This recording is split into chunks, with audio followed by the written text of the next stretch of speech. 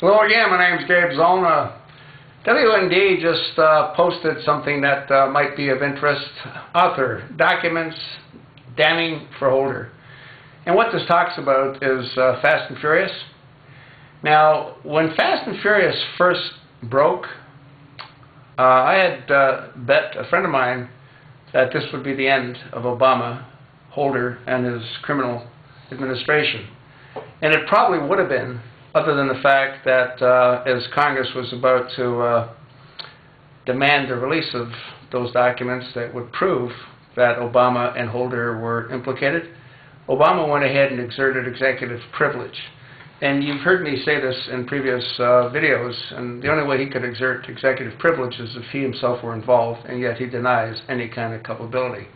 What's interesting is the Assistant Attorney General, David Ogden, and you can Google this, David Ogden, ODG, on March the 24th, 2009. In that video, standing right beside him is none other than the big sis, Janet Napolitano, Department of Homeland Security.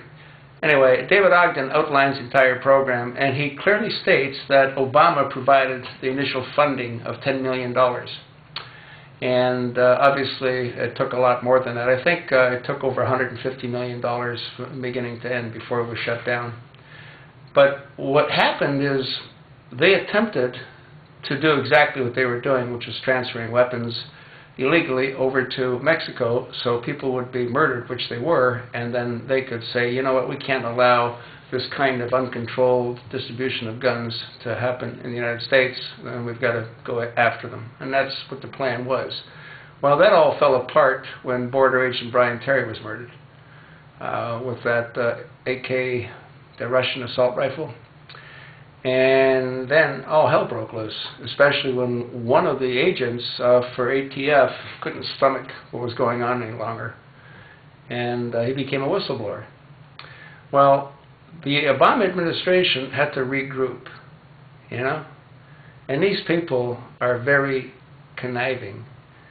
And what they needed to do was find another crisis, because Rahm Emanuel had said, never let a good crisis go to waste.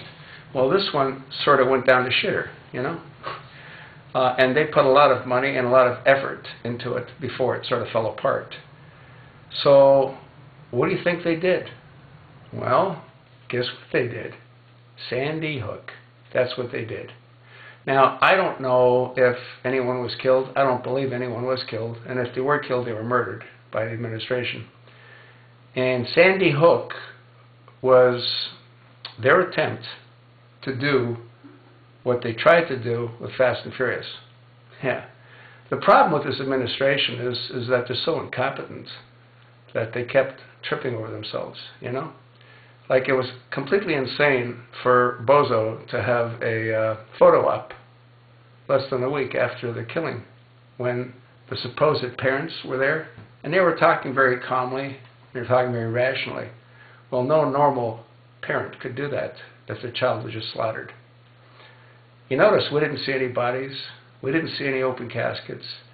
The first video they showed us by Anderson Cooper wasn't of Sandy Hook, it was another school where a drill was being done. Then they show us another video, and it ends up being a fire station. I mean, these people are totally incompetent in everything that they do. Everything, including Obamacare. And we haven't even seen the tip of the iceberg of Obamacare yet. Not even the tip of the iceberg. Absolutely not. And unfortunately, if he's allowed to remain in power, we will. Hopefully, the American people will wake up and realize that Fast and Furious was cause enough to have him impeached and removed from office. And if that didn't do it, well, Benghazi sure as heck should have. If that didn't do it, his story about having taken out bin Laden should have done it. Nothing that they have tried to pull over on us has worked. Yet they constantly pull things over on us. And what does our Congress do? Nothing. Lame brain McCain, well, he thinks that the whole purpose of senators are to debate. Wrong, lame brain John McCain. The purpose of senators are to honor their constituents and to abide by the wishes of their constituents. You weren't granted blanche powers to do whatever you want. You were granted to protect what the Republicans' positions are.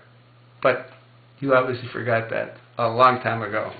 So has your new sidekick, Jeffrey the Flake Flake.